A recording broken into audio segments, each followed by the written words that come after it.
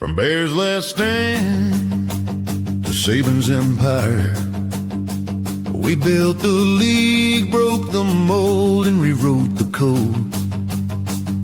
Crimson Tide, unstoppable, undeniable, untouchable.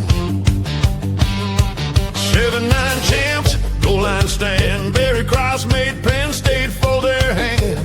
Chile ran, Ogilvie danced. Sugar Bowl glory, banner advance. Ray Perkins brought Bennett's wrath.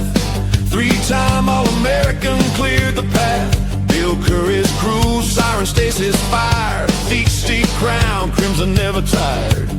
Gene Stallings, 9-2 reign. Teague stripped Miami, left them in pain. Jay Barker Lassick, Odin Tide. Langham locked down, Thorpe took flight. We're nothing but a winner. The best to ever do it. Crimson Tide rolls deep. No one can outdo it. Built for the lights, bred for the fight. We don't chase greatness, we define it right. Saban touchdown, turn fire to flame. 6 rings later, they chant his name. And Graham ran wild, first Heisman won. 2009 Texas came undone. Woo! Welcome back to Tight Sports. Welcome back to Tight Sports, folks. We are glad to see you again. Just want to give you a little quarter update. Just coming off the wire right now that your quarterback of your 2025 Crimson Tide, Ty Simpson, has declared for the NFL draft. Good way to go, Ty. You got to give it up to that man. He did it. I think he's a better quarterback. I think he get an offensive line. You get the right this. You're looking for game managers. I was listening to somebody the other day talk about, is this guy in the playoffs, the NFL playoffs, a game manager or is he a game changer? And in that process, I think only about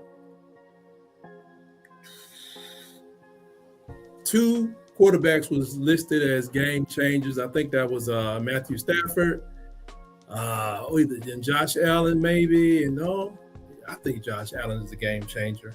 And there was another. Everybody else is a game manager. So Ty Simpson, hey, get your team and do that thing, boy. And we also are reporting that Lasir Brooks has agreed to return. Lasir is back. Gotta have a man, Lottie. Do you know some people still call him a 3-star? I'm telling you, that's a crime. I hate the rating system. I don't believe in it. If I could say a joke, if I could crack jokes on the rating system for college football, high school football players, I would tell the rankings that his mama wear combat boots. That's what I would say, because that's just ridiculous. There's no way in the world that guy's supposed to be some kind of a 3-star athlete after all the records that he set in his state. Now, in the portal, Alabama's picked up Josh Ford. He is on campus. He's been on campus since December. He may have got a ride out there to the Rose Bowl for that debacle. Josh came over 6'6", 265 from Oklahoma State, where he posted 3 catches for 45 yards and a touchdown in 2025. That's a lot for Oklahoma State because they've been struggling. He's from Stillwater. He's from Stillwater High School out there in Oklahoma. He has 2 years left of eligibility as a sophomore. His best traits are his size, his inline blocking ability, catch radius. That means when he comes off the line, he's going to hit somebody hopefully in the mouth. His weakness is his limited route running. So he's maybe not a Josh Cuevas as much as he is. That guy's going to come out there and help with the run game. Y'all know that thing you do when the quarterback gives the ball to somebody behind himself and he gets the ball and he goes across the line of scrimmage in most cases. Anyway, he brings physicality to the run game. He's a massive red zone target and he can be used in play action. Well, we expect him to be a situational mismatch piece. And, we look forward to having that man on board and make some things happen. Next coming up, we have Caleb Woodson. We're losing 3 linebackers with Keon Keeley and out of eligibility with Justin Jefferson and Deontay Lawson. This man is 6'3", 230, kind of like me, you know what I'm saying? Transferring in from Virginia Tech, where he recorded 58 tackles 2.5 for a loss in 2025. I'm kind of surprised he's leaving, but maybe he got somebody coming in from Penn State to take his place. He'll have 1 year left with us. He's out of Haymarket, Virginia, at Battlefield High School, is where he came from. And his best attributes are his instinct, his tackling consistency, and he's a star linebacker. So I mean, he has versatility. I think that puts him on the outside a little bit as well as the inside. He has he's limited on his top speed, but you know that can show up if you put him in space. So we probably got to work on that. We need that man to learn how to do them full splits. Get that flexibility up. Trust me, son, you get faster. Cause I'm tight and I'm very slow. I'm double tight. So anyway, pause. For Alabama, he brings veteran leadership to the linebacker room because we also lost Nikhil Green, who did the same thing for us. They called him Unc out there. I think he was 25 years old, but he's gone as well. But we expect him to play, be a plug and play communicator, get in there and maybe fight for a position. We're just getting started with this portal thing. I really think Alabama probably needs to go up to about 20 players in the portal. High school is, hey man, in everything in life, would you rather hire an 18-year-old or a 20-year-old? just leave it in the comments. If you know a place where you want to get an 18-year-old person or a 17-year-old person instead of a 23-year-old, I'm in my 50s, so I'm just saying. I don't know, unless we're doing a redo of Facts of Life or Different Strokes. I don't know, if we're doing some Nickelodeon show again. Let me know situations where you want to hire a 17, 18-year-old or you want to hire. Notice I'm using the word hire. You want to hire somebody that's that young. Caden Strayhorn is an offensive lineman. He's coming over from Michigan. Now, they push people around in Michigan. He is 6'3", 318. He appeared in 2 games as a freshman this year, so he's coming in with a lot of eligibility. He has 80 snaps, including he had 80 snaps in the Citrus Bowl, probably as, people opted out. He came on in there. Now, I think they're still going to give him his red shirt because they're saying in my records that he has 4 years of eligibility left. Now, this is where it comes from. My man, I can't think of a guy's name. Offensive line with Alabama. He said he wanted to build a pathway from IMG Academy straight to Alabama. This guy went to IMG Academy, and he's probably a friend of one of our fine freshmen tackle. I think it's going to be our tackle next year. I can't think of his name right now, but he said that. Strayhorn is originally from Novi, Michigan. Like I said, he went on down to Florida and played at IMG Academy. He has technical polish. He has leverage and ability to play guard or center, which we need one of those. I heard we were looking at a center out of Texas State. I don't know if that's official yet. But for Alabama, he brings long-term developmental upside. Plus, he's been he's played a little bit, and maybe they like what they saw on tape.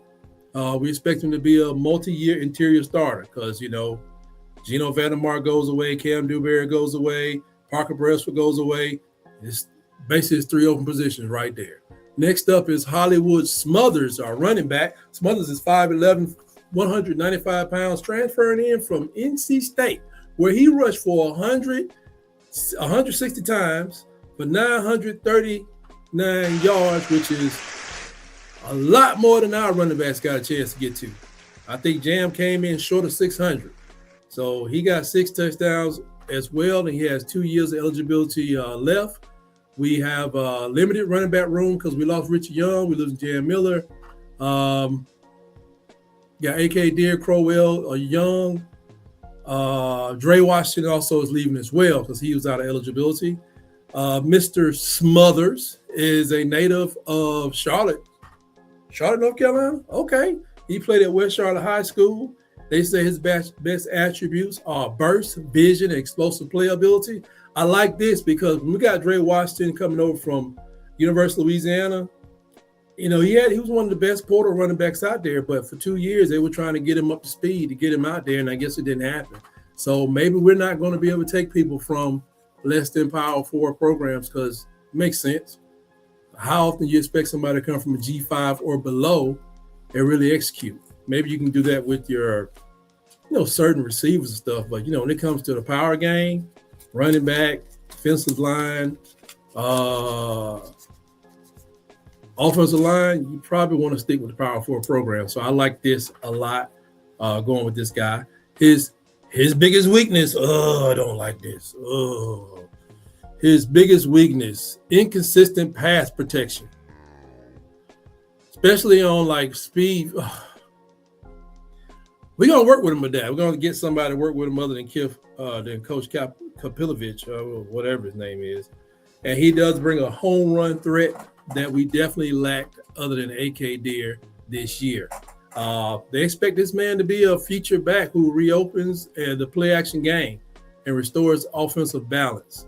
But none of that works without your offensive line. So I covered Josh Ford. I covered Caleb Woodson.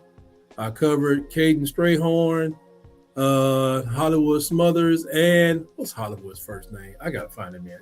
I know that we can't have two Hollywoods running around the team. And just in Devon Thompson, defensive end. This man is 6'5", 285 pounds, transferring from USC. This man 12. He played started all 12 games in 2025. 31 tackles. He has 1 year left eligibility from Stockton, California, Edison High School. His attributes are power, length, and ability to anchor the interior. I look forward to seeing this guy wreck shop for us. You can't go to Lincoln Riley trying to play defense. You got to get away from there. Bear Alexander did, and he's doing well at Oregon. Still in the playoffs, by the way. We thought he was crazy. He left Georgia. He went to Oregon, to USC.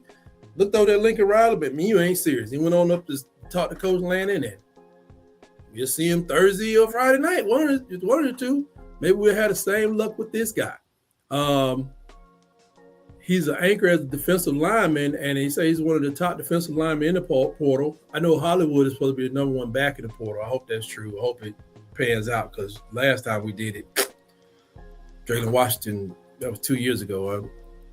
Was that like? Either way, he didn't play a lot.